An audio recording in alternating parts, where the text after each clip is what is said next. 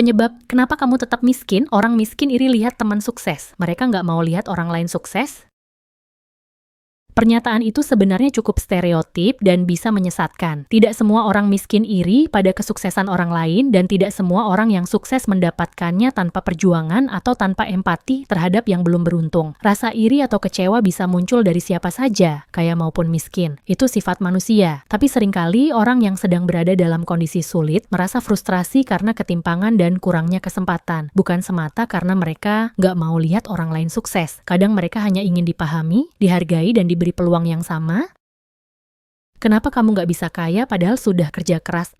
Akses ke peluang, gak semua orang punya jaringan, pendidikan, atau lingkungan yang mendukung mereka untuk berkembang. Modal awal, kadang orang butuh uang dulu untuk bisa menghasilkan lebih banyak uang. Tanpa modal, geraknya terbatas. Timing dan keberuntungan, banyak orang sukses karena ketemu peluang di waktu yang pas. Ini bukan cuma soal nasib, tapi juga konteks, sistem, dan struktur sosial. Ada yang kerja keras banget, tapi tetap sulit naik karena sistemnya nggak adil. Misalnya upah rendah atau kurangnya perlindungan kerja. Kesehatan mental dan fisik. Kalau seseorang harus terus berjuang dengan stres, sakit, atau beban hidup lain, kerja keras bisa jadi lebih berat hasilnya. Kenapa yang miskin tetap miskin dan yang kaya bertambah kaya?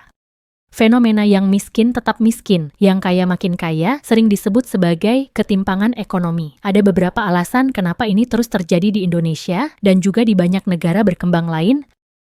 1.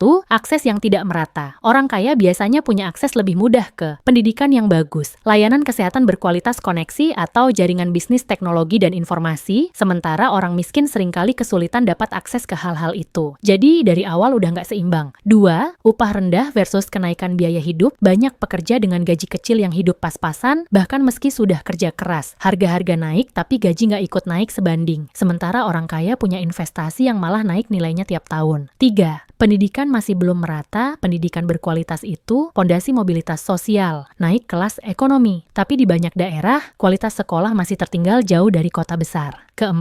Monopoli dan oligarki ekonomi. Sebagian besar kekayaan dan bisnis besar di Indonesia dikuasai oleh segelintir orang dan grup. Mereka punya pengaruh besar ke ekonomi dan bahkan kebijakan publik. Korupsi dan kebijakan tidak pro-rakyat, dana bantuan, atau program sosial kadang tidak sampai ke sasaran karena birokrasi atau korupsi. Kadang juga kebijakan lebih mendukung pengusaha besar ketimbang UMKM atau petani. Budaya dan pola pikir, kadang juga ada faktor budaya. Orang miskin diajarkan untuk pasrah atau tidak diberi cukup motivasi dan pelatihan untuk keluar dari zona sulit. Tapi ini bukan salah mereka, sistemnya memang nggak mendukung.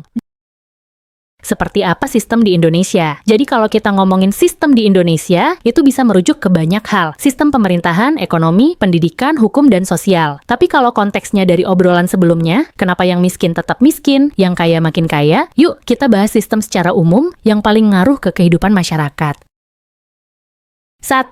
Sistem pemerintahan Indonesia menganut sistem demokrasi, presiden dipilih langsung oleh rakyat. Ada pembagian kekuasaan jadi 3, eksekutif, presiden dan kabinet legislatif, DPR dan DPD, buat bikin undang-undang. Yudikatif, Mahkamah Agung, Mahkamah Konstitusi, penegak hukum. Secara struktur, oke, tapi tantangannya masih banyak korupsi. Kebijakan kadang lebih berpihak ke elit politik atau pengusaha besar, transparansi dan akuntabilitas belum maksimal.